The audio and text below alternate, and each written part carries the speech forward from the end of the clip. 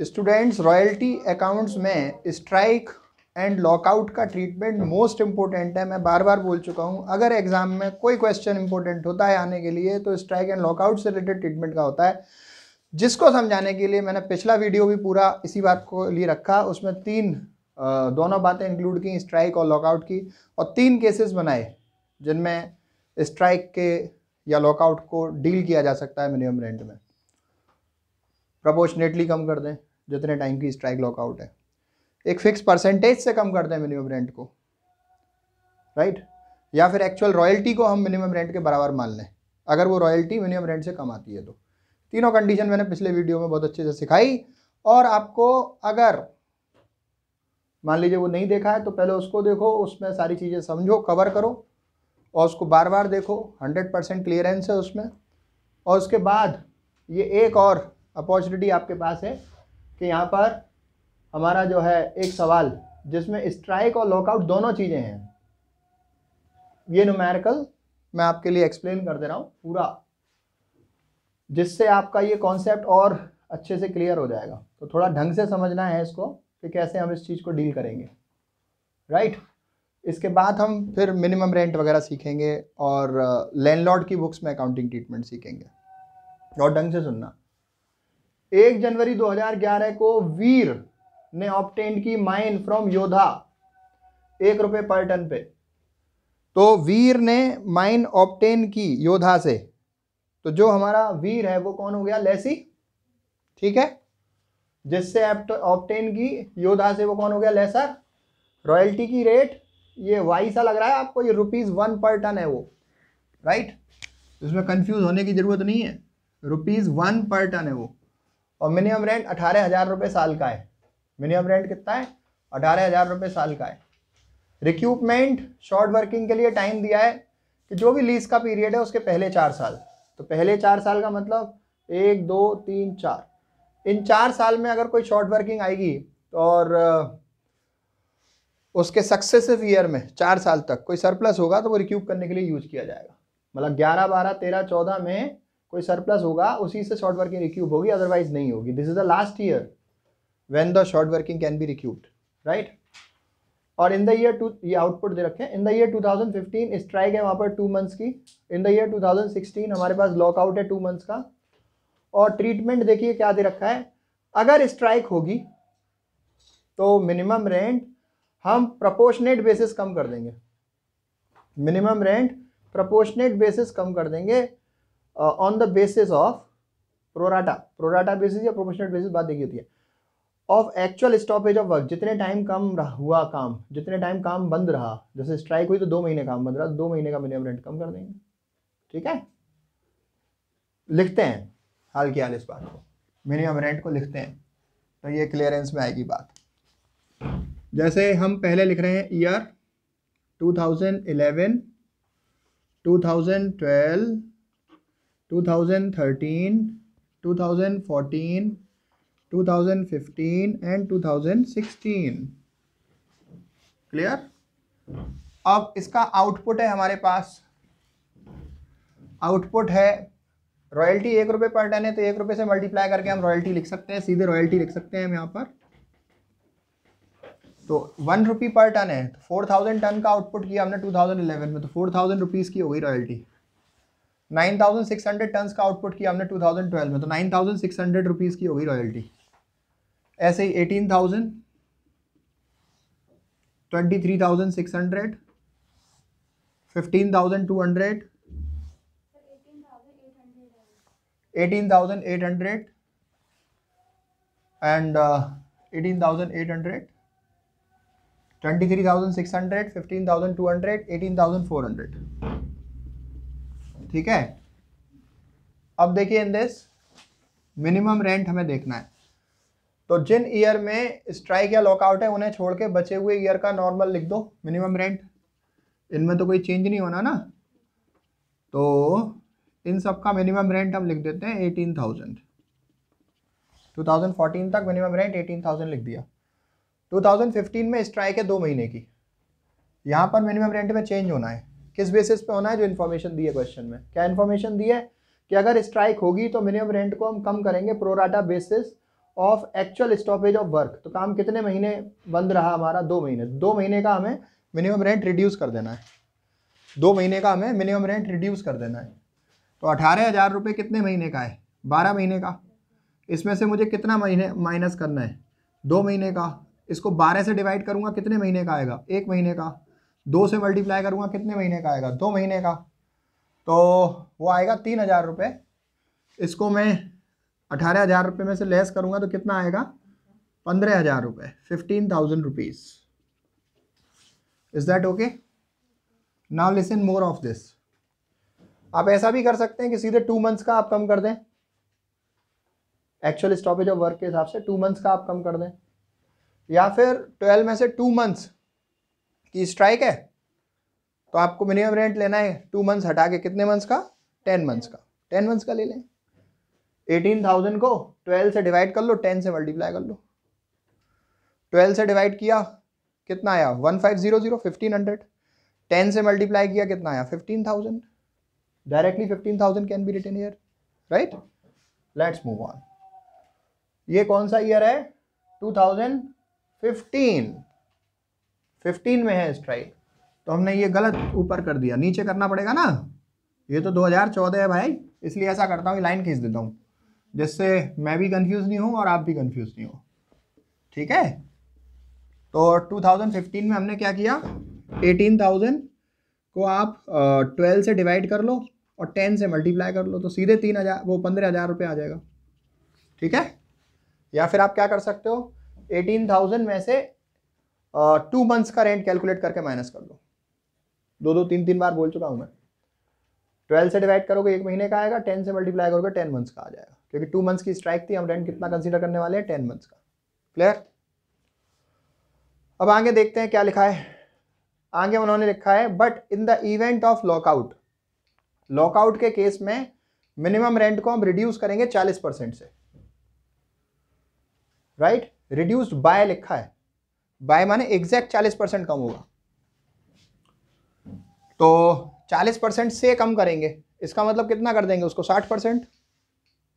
अगर किसी चीज़ को आप 40% कम करेंगे, जैसे 10,000 रुपये हैं, 40% कम करोगे 4,000 रुपये, तो 6,000 रह जाएंगे, राइट? तो 6,000 ऐसे भी तो आ सकते हैं, सीधे 60% निकाल लो, 100% में से 40 घटा लो, 60% कर लो 10,000 का, तो 6,000 आ जाएंगे। तो मैं एक काम करता हूँ, सीधे आप, एक तरीका तो ये है, 18,000 माइनस 18,000 का 40%, तो कितना आ जाएगा? ये 7,200 आया। 7,200 आप इसमें से लेस करोगे 10,800 आएगा, राइट? इसका दूसरा ऑप्शन ये है कि आप 18,000 का सीधे 60% निकाल लो, दैट इज ऑल्सो 10,800। क्लियर? एक बात सुनो, रिड्यूस्ड बाय 40% है तो 40% से कम होगा। रिड्यूस्ड टू 40% होता, बाय की जगह का 2 लिखा होता, रिड्यूस टू 40% लिखा होता, तो वहां पर डिफरेंस से कम होता, 60% कम करना पड़ता आपको। अगर रिड्यूस्ड बाय 40% है तो आपने 40% कैलकुलेट किया, माइनस कर दिया, या फिर सीधे 60% निकाल दिया,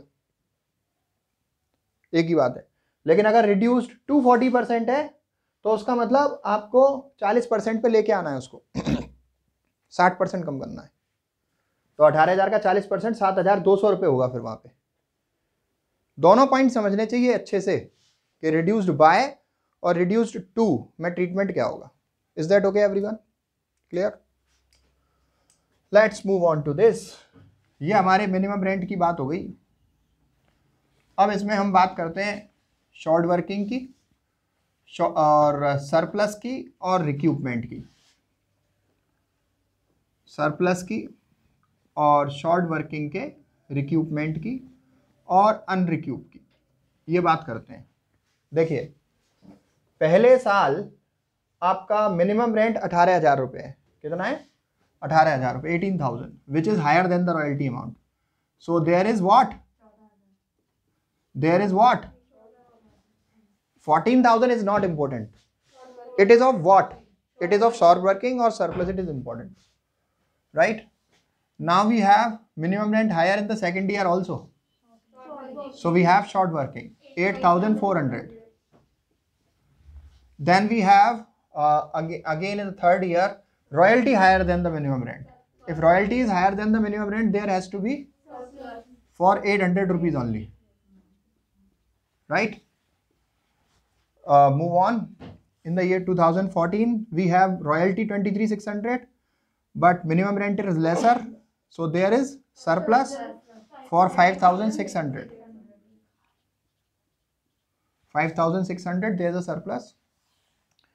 In the very next year, royalty is higher than the 15,200 rupees surplus is there. In the very next year, royalty is higher, right? Then minimum rent, royalty is 18,400, minimum rent is 10,800. 7,600. Calculator का पूरा सही इस्तेमाल अब करना है. Clear? तो this is that. अब इसके बाद रिक्यूपमेंट की बात आ रही है. रिक्यूपमेंट के लिए उन्होंने क्या कहा है हमसे? उन्होंने हमसे कहा है कि recoupment over first 4 years of lease. तो which are the first 4 years of the lease? This is the first year, this is the second year, this is the third year, this is the fourth year. These are the first 4 years of the lease. अब रिक्यूपमेंट देखो, इस 14,000 रुपये को रिक्यूप करने के लिए आपके पास next year में सरप्लस नहीं है, राइट? उसके नेक्स्ट ईयर में यहाँ तक रिक्यूप होगा, केवल ये ध्यान रखना. इसको डार्क कर देता हूँ मैं. उसने कहा कि first 4 years of the lease. तो this is the first 4 years of the lease. यहाँ तक अगर कुछ है शॉर्ट वर्किंग वगैरह तो कवर होगी, अदरवाइज नहीं होगी. ठीक है?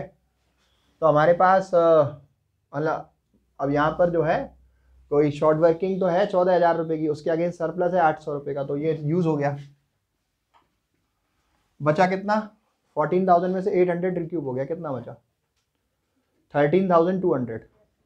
13,200. 13,200 को कवर करने के लिए पहले 4 साल में अब ये एक और लास्ट सरप्लस आ रहा है मेरे पास. देखो 14,000 में से मैं 800 कवर कर चुका. कितना बचा? 13,200. इसको कवर करने के लिए फर्स्ट 4 year में मेरे पास लास्ट सरप्लस केवल 5,600 रुपीज का बचा है, जिसे मैं यूज कर सकता हूं. तो मैं कर लेता हूं 5,600 कवर. लेकिन अब ये मेरा टाइम खत्म हो गया रिक्यूब करने का. अब अगर कुछ भी ऐसा अमाउंट होगा जो रिक्यूब नहीं हुआ होगा, वो अनरिक्यूब में मुझे ट्रांसफर करना पड़ेगा, क्योंकि टाइम रिक्यूब करने का शॉर्ट वर्किंग का फर्स्ट 4 years था. ये 4 years 2014 में अब खत्म हो रहे हैं. जब टाइम खत्म हो जाएगा रिक्यूब करने का, तो जितना भी रिक्यूब नहीं हुआ उसको अनरिक्यूब में ट्रांसफर आपको सेम ईयर करना होगा. ये बहुत अच्छे से समझ लीजिए आप. बचा amount 7,600. This should be transferred to unrecouped. Clear? Now listen more thing. More short working is there in the second year. 8,400 is there. अब इसको रिक्यूब करने के लिए भी मेरे पास पहले 4 साल का ही टाइम है. यहाँ सरप्लस था, यूज़ हो चुका. यहाँ सरप्लस था, यूज़ हो चुका. मतलब मैं 8,400 को भी रिक्यूब करने के लिए मेरे पास फर्स्ट 4 years में कोई और सरप्लस अवेलेबल नहीं है. मेरे पास कोई ऑप्शन नहीं बचता इसके अलावा कि मैं उसे अब अनरिक्यूब में ट्रांसफर कर दूं 4th year में. Is that okay? Does this make sense? Clear? कितने रुपए? 8,400. तो ये कितना हो जाएगा टोटल? 16,000 रुपये हो जाएगा. इसका टोटल 16,000 रुपये हो जाएगा. लिखने की जरूरत नहीं है, और लिखना चाहो तो लिख भी सकते हो. राइट? दिस इज 16,000 रुपये. 16K लिख दिया मैंने. यहाँ पर आगे कुछ है नहीं. अच्छा, एक बात, बुक्स में आप देख रहे होगे टेबल, तो उसमें डायरेक्ट 16,000 लिखा होगा. लेकिन मैं चाहता हूं कि आप इसको ब्रेकअप में समझो, ब्रेकअप में सोल्व करो. राइट? कैसे समझो? ब्रेकअप में समझो, ब्रेकअप में इसको सोल्व करो. तो इसके लिए जो इसमें से बचा रिक्यूब नहीं हुआ लिख दो, और ये रिक्यूब नहीं हुआ लिख दो. That is this. ऐड करके लिखोगे तो आपको समझने में आसानी होगी. डायरेक्ट 16,000 लिखोगे तो बाद में आप खुद कंफ्यूज हो जाओगे कि ये आया कहां से है. Right? Explanation should be there. This is also about working, जैसे हम वर्किंग नोट कहते हैं. चलिए आगे देखते हैं कोई शॉर्ट वर्किंग है कि नहीं. यहाँ नहीं है, यहाँ नहीं है, यहाँ नहीं है, यहाँ नहीं. कोई शॉर्ट वर्किंग नहीं है भाई उसके आगे 13, 14, 15, 16 में. तो ये 2 सरप्लस थे, बस ये सरप्लस बचे हैं, शॉर्ट वर्किंग तो नहीं है, बस ये 2 सरप्लस बचे हैं। ये वाले सरप्लस तो यूज हो चुके हैं, ये 2 सरप्लस बचे हैं जो यूज नहीं हुए हैं। और जो सरप्लस यूज नहीं होते हैं उनके लिए हमने आपको रूल बताया है कि उन्हें आप मिनिमम रेंट में जोड़कर लैंडलॉर्ड को पे कर दीजिए, राइट। ध्यान दीजिए इस बात पे। तो मिनिमम रेंट में जोड़कर लैंडलॉर्ड को पेमेंट कर दीजिए। तो पेमेंट टू लैंडलॉर्ड का कॉलम उसके आगे बनाना चाहिए। अब मैं जहां बना दे रहा हूं, जगह कम है। तो पेमेंट देखो, मिनिमम रेंट है 18,000, कोई शॉर्ट वर्क कोई सरप्लस नहीं है, 18,000 का पेमेंट हो गया। और दूसरे साल में भी कोई सरप्लस नहीं है, तीसरे साल में भी कोई सरप्लस नहीं है, था यूज हो गया, अनयूज्ड नहीं है, मेरा मतलब ये है, बात समझें आप। अगले साल में भी कोई सरप्लस नहीं है, यूज हो चुका, अनयूज्ड नहीं है। यहां पर आपके पास सरप्लस है 200 रुपये का, वो यूज नहीं हुआ, तो आपको जोड़ के पेमेंट करना पड़ेगा, ठीक है। यहाँ पर आपके पास 7,600 का सरप्लस है, तो आपको जोड़ के पे करना पड़ेगा। तो यहाँ पर 25,600 हो जाएगा। Is that okay, clear. अब इसमें मैं आपको शॉर्ट वर्किंग अकाउंट बना के दिखा देता हूँ जो ज़्यादातर बच्चों को परेशान करता है। तो शॉर्ट वर्किंग अकाउंट के लिए ऐसे ऊपर हेडिंग डाल दीजिए, शॉर्ट वर्किंग का अकाउंट। शॉर्ट वर्किंग के कॉलम में जो लिखा होता है वो टू लैंडलॉर्ड होता है। रिक्यूब के कॉलम में जो लिखा होता है वो बाय लैंडलॉर्ड लिखना होता है। अनरिक्यूब के कॉलम में कुछ लिखा होता है वो बाय प्रॉफिट एंड लॉस लिखना होता है। Is that okay?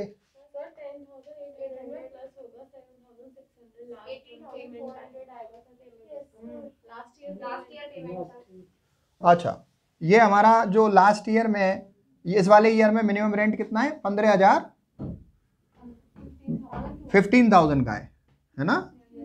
तो 15,000 जो भी मिनिमम रेंट हो उसमें ऐड करना है, जो भी मिनिमम रेंट हो उसमें ऐड करना है। यहाँ मिनिमम रेंट कितना है? 10,800, तो 10,800 ले लो बच्चों। ये होती है बात पकड़ने की, राइट। सेम टाइम पे पकड़नी चाहिए बात। जो मिनिमम रेंट है उसमें जोड़ना है। इस साल का मिनिमम रेंट यहाँ तक 18 था तो 18 लिया, यहाँ का मिनिमम रेंट 15 है तो हम 15 में जोड़ेंगे। क्या जोड़ेंगे? अनयूज्ड सरप्लस 200 रुपये, तो 15,200 हो गया। यहाँ क्या है मिनिमम रेंट? 10,800, इसमें अनयूज्ड सरप्लस 7,600 जोड़ेंगे तो कितना हो जाएगा? 18,400। That's it. Is that okay? अब देखो बेटे, good, that's very good to pick the point at the very required time. देखिए, शॉर्ट वर्किंग अकाउंट हम बनाते हैं तो यहाँ पे लिखा है, तो टू लैंडलॉर्ड लिख लो इसको। कितने रुपए का है? 14,000 का, राइट। रिक्यूब में कुछ है नहीं, रिक्यूब में कुछ है नहीं, और अनरिक्यूब में भी कुछ नहीं है। तो क्या करना पड़ेगा मुझे? बैलेंस निकालना पड़ेगा 14,000 का। इसको ब्रॉट डाउन कर लो 14,000 को। और सेकेंड ईयर में फिर शॉर्ट वर्किंग आ गई तो टू लैंडलॉर्ड लिखना पड़ेगा कितने रुपए का? 8,400 का। रिक्यूब में कुछ नहीं है, अनरिक्यूब में कुछ नहीं है, तो बैलेंस हो जाएगा स्टूडेंट्स कितना? 22,400 का। इसको ब्रॉट डाउन कर लो थर्ड ईयर में। थर्ड ईयर में क्या है आपका? जो है शॉर्ट वर्किंग तो है नहीं, तो टू लैंडलॉर्ड तो लिखना नहीं है, ये बैलेंस तो लिख लो पहले। फिर उसके बाद में रिक्यूब में है 800 रुपये, बाय लैंडलॉर्ड 800 रुपये, ठीक है। और अनरिक्यूब में कुछ नहीं है, तो बैलेंस निकालना पड़ेगा मुझे। कितने रुपए का आएगा? 21,600। इसको ब्रॉट डाउन कर लीजिए, इसको ब्रॉट डाउन कर लीजिए 21,600 को। अब कौन सा ईयर है ये? 2011 हो गया, 12 हो गया, 13 हो गया, 14 चल रहा है। तो 2014 में देखते हैं। आपका शॉर्ट वर्किंग है नहीं, होता तो क्या करते? टू लैंडलॉर्ड लिखते। रिक्यूब कितना हुआ है? 5,600। तो क्या करें? बाय लैंडलॉर्ड लिख दें 5,600, और अनरिक्यूब कितना हुआ है? 16,000। बाय पी एंड एल कितना लिख दें? 16,000। तो ये हमारी कहानी टोटल की बराबर हो गई, ठीक है, 2014 तक। अच्छा, 2015 और 16 के लिए क्या शॉर्ट वर्किंग अकाउंट बनेगा? क्यों नहीं बनेगा? क्योंकि शॉर्ट वर्किंग अकाउंट बनाने के लिए शॉर्ट वर्किंग होनी चाहिए, या तो शॉर्ट वर्किंग होनी चाहिए, या फिर आपका जो है रिक्यूप होना चाहिए, या फिर अनरिक्यूप होना चाहिए. If there is nothing in these 3 columns then we are not supposed to prepare the short working account, right? तो 2015 में और 16 में आपका ना तो शॉर्ट वर्किंग है, ना रिक्यूप हुआ है और ना अनरिक्यूप हुआ है, तो हमने उसका शॉर्ट वर्किंग अकाउंट नहीं बनाया है. Clear? This is that. Is that okay everyone? देखिए अब इसके बाद लैंडलॉर्ड का अकाउंट और दूसरा रॉयल्टी का अकाउंट. रॉयल्टी का अकाउंट तो टू लैंडलॉर्ड बाय P&L बनता है.